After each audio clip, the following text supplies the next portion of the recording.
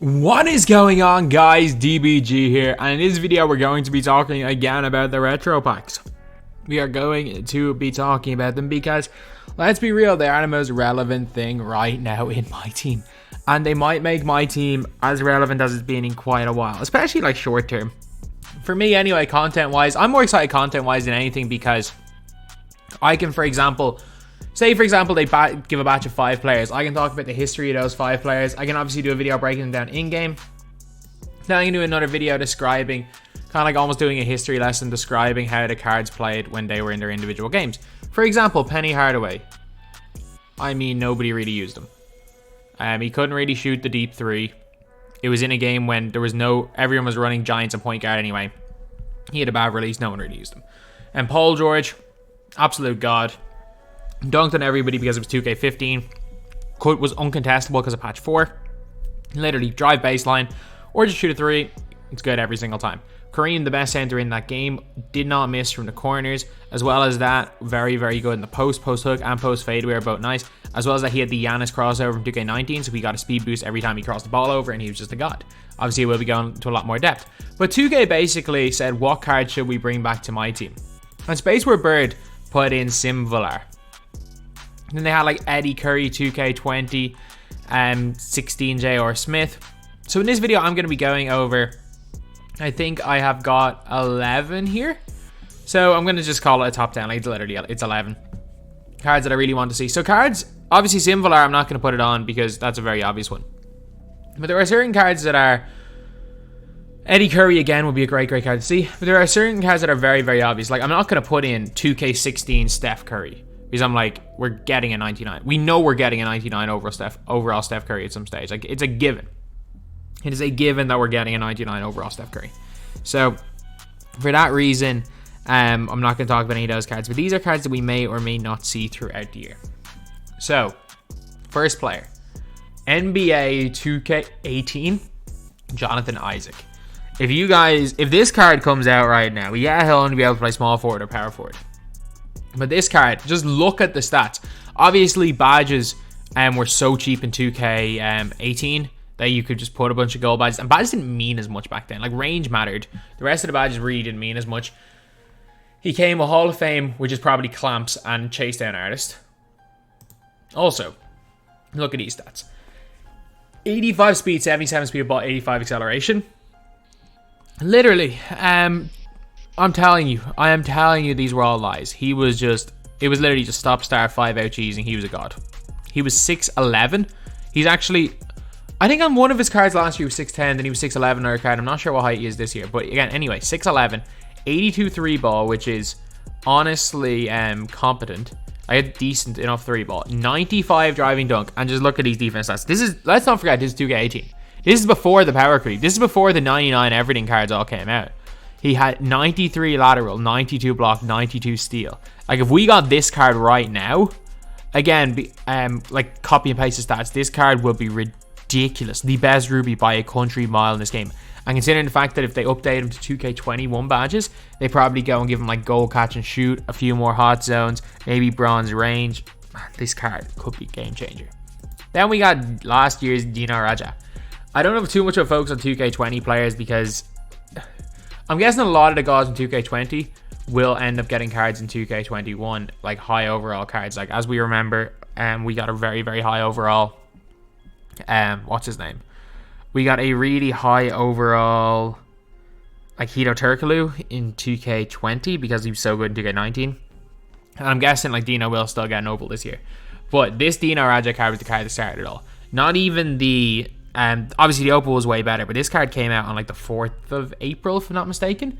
It was the Friday. It was the first Friday in April anyway.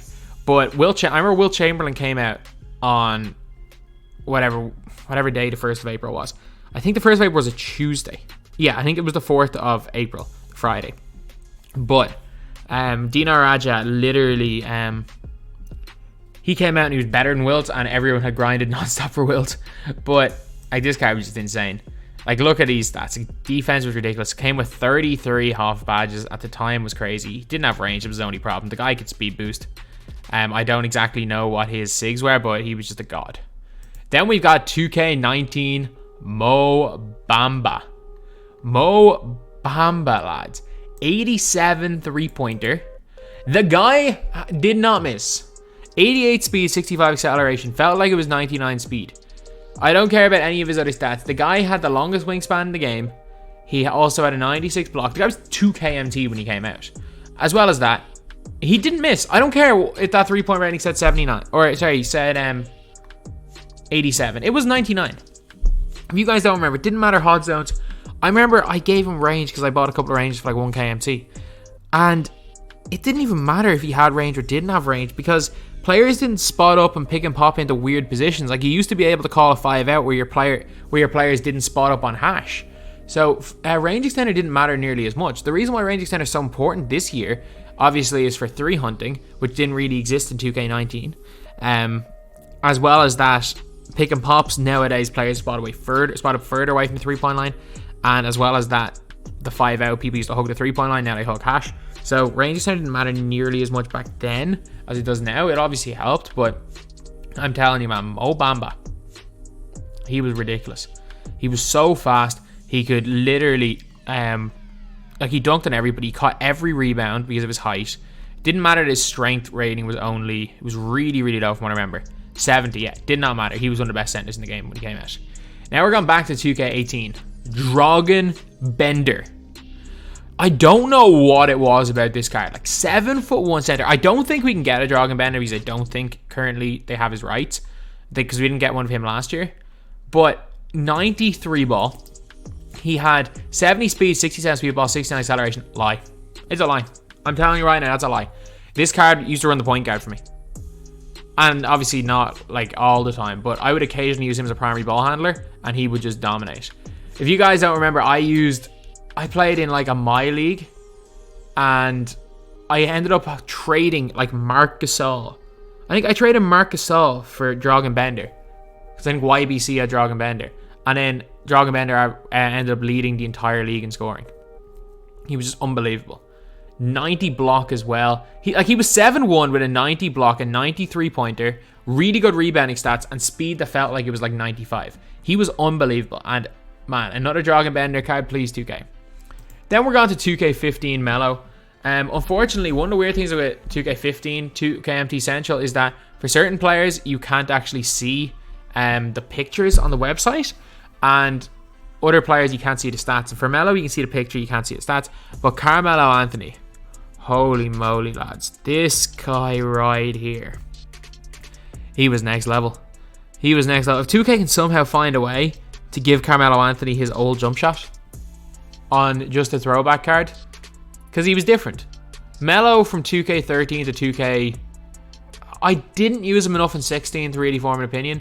I don't think his jump shot changed in 17, but it was still pretty nice. And then 18 his jump shot was okay, but 19 onwards, Mellow's jump shot was never the same. But 2K13, 14, 15, the undoubted, actually no, LaMarcus Aldridge maybe was better, but undoubtedly a top 5 release in the game. Carmelo Anthony, oh man, I am telling you, so fast. Did not matter if you contested him. Dunked on everybody. He was just a better version of Paul George that we're getting. Then J.R. Smith from NBA 2K17. I think this might just be a little bit of a personal thing with this card. I remember I played Caldy in a 2K17 game, and it was like one of the first like competitive games I'd ever played against like a bigger YouTuber. I think at this stage I had like 20,000 subs. I think Caldy had maybe, what he'd had, maybe like 50, 60,000. It was when he was first starting to like take off on YouTube. But man, I'm telling you, J.R. Smith, there was like 7 cards in the game that had half range. Like half range was one of the rarest things in the game. There were more GOAT cards in 2K20 than there were cards with half range in 2K17. And not only that, half range in 17 was ridiculous. Like gold range was the same as gold range is now, but half range basically gave you range to halfway line. And this J.R. Smith, unlike other half range players, it was basically him, T-Mac, and Kevin Durant, and they were the only 3 that could do exactly this. He could dunk on everybody. He could attack the mid-range. He could hit big leaners and could shoot from limitless range. So he was like in a class of his own. Not only that, he was like 40, 50 KMT. He was in my final team. Like when I was playing with my best possible team in 17, he was coming off the bench at the 2. Although my best team in 17 was literally, I can't even remember who. I think I used the Pink Diamond Westbrook at the 1. I started JR. I started JR at the 2, Pink Diamond Westbrook at the 1, Kristaps the 3, Jokic at the 4 when they let him speed boost and gave him the best release in the game. And he was like this unbelievable center.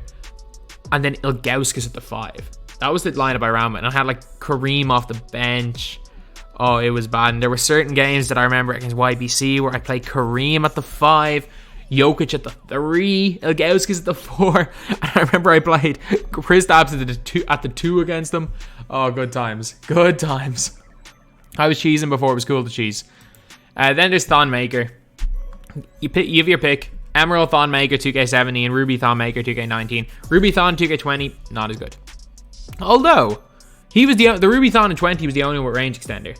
So, I would probably rather see 2K copy that card and put him into the game. But, if they give us an Emerald Thon and make him a 25 intangible player, let him speed boost, give him range extender. I don't care if he has clamps. I really don't. If they can make him speed boost, give him a handle, give him range extender, lower his intangibles to 25, give him like 85 speed, this will be a fun card. Even if it is on Emerald tier, it will be the most fun Emerald in the game. And that's the only thing I really care about. Like, I'm not worried about these cards being competitively viable. I just want to have fun with these cards. Because that's one thing that I've noticed in my teams. I'm actually having a lot of fun playing the game mode again. Using the likes of Hito and stuff. Mo Williams is a card that I really like as well on Next Gen. I'm actually enjoying playing Next Gen. It's the first time I've had fun in a long time playing 2K. I don't care if I win or lose. I just want to have fun. So these cards will be very fun to use. Then, can't find a picture. 2K15 Zach LaVine. Unfortunately, the pictures are gone. 2K Empty Central. But Zach LaVine, a 6'6" point guard,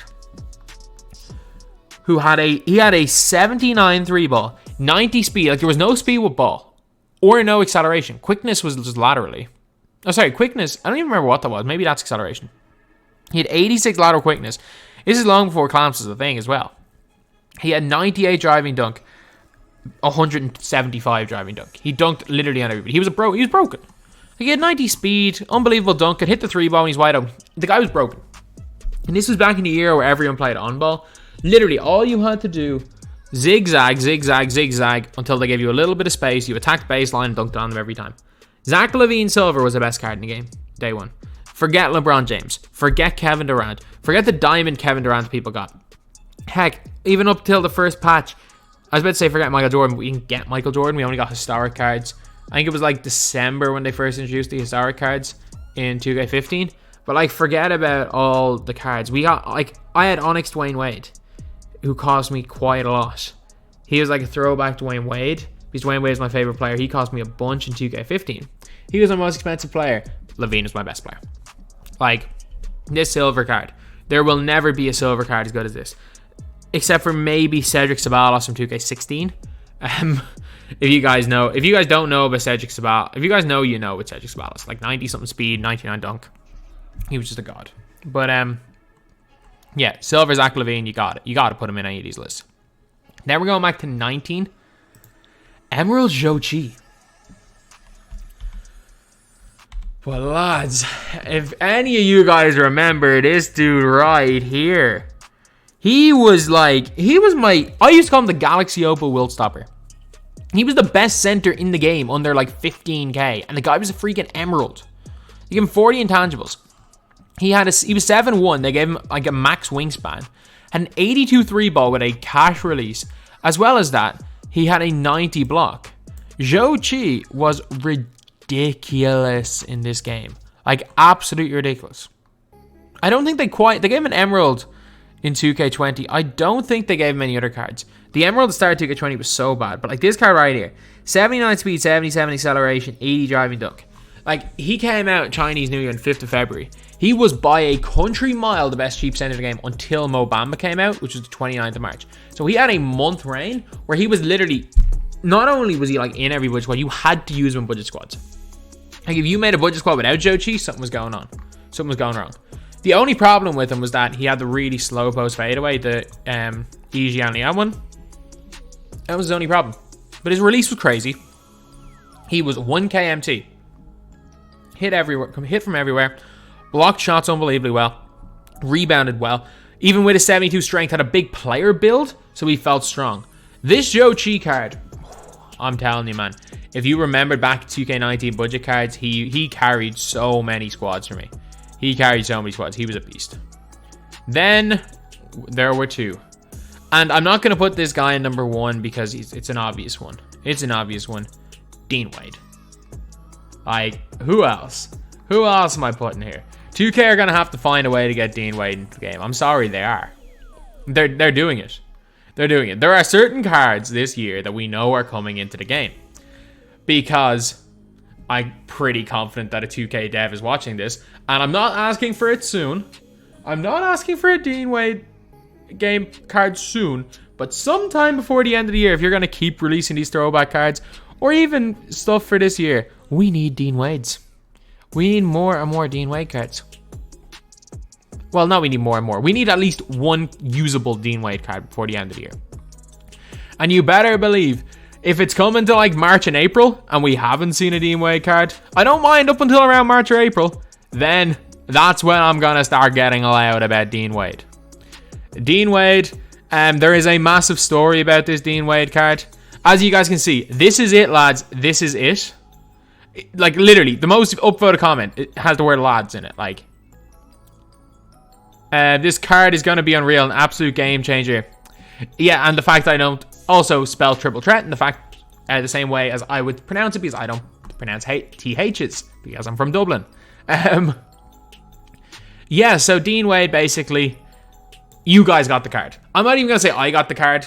You guys got the card by spamming 2K, asking for them to get Dean Wade, which was absolutely nuts when I saw this, the first time I saw this card in any of the packs. Dean Wade, God tier.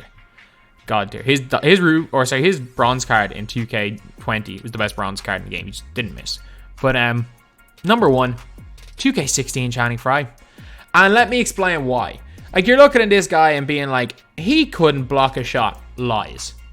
That 61 block is a lie. He blocked everything. He blocked absolutely everything. I don't care what that stat says. He blocked everything. His rebounding felt like it was like 95. Speed, 60. At this stage in 2K16, like, speed didn't matter that much. Look, you have created a monster. Like, I couldn't do anything but shoot the ball. But my God. Gold limitless range. There was about 3 cards in the game that had... there's a few cards in the game that had limitless range. There were 2 cards that had Channing Frye limitless range. There was a difference. Steph Curry, Channing Frye. Those 2 specific cards had half-court range. They could shoot the ball from anywhere.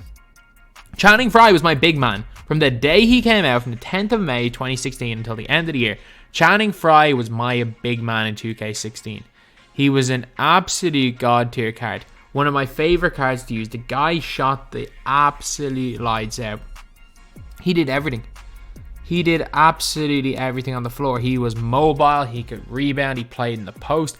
I don't care what these stats say. He did all these things. And I hope that 2K release a Channing Frye with how he played in game. As in, I don't mind if they want to give him no post game. I don't mind if they don't want him to dunk. I really don't even mind if they give him 60 speed. But give him like a 90 block. Keep his 3-pointer at 98 and give him half range. That card, it's not going to be competitively viable, but my God, it's going to be so fun to use. It'll just be like a worse Rudy Gobert Tim Duncan with a way better release. So yeah, that is it, lads. That is it. Man, so many things are going through my head with these packs. I'm so excited. I am actually so excited about these packs. I'm actually, like, there are very few things I'm excited about because I'm just excited in terms of content-wise for these cards to come into the game. Obviously, I will never advise anyone to open packs. People still do. I'm just so excited because I know how much content I can make around these. Say, for example, even if they drop 5 to 6, maybe if they drop 5 to 6 of these throughout the year with maybe 5 cards. If they release 30 like throwback cards, it would be absolutely insane. I still can't believe they chose Penny Hardaway though. Like, that was an irrelevant card in 2K19. I'm not gonna lie, it was irrelevant in 19. But yeah, so that is it. that is the video. I'm also might make another one of these on Saturday as like a community driven one. So what the community wants as their cards. But these are just my personal picks, and that's pretty much it. So anyway, yeah, that is the video. Thank you guys for watching. Please like, comment, and subscribe.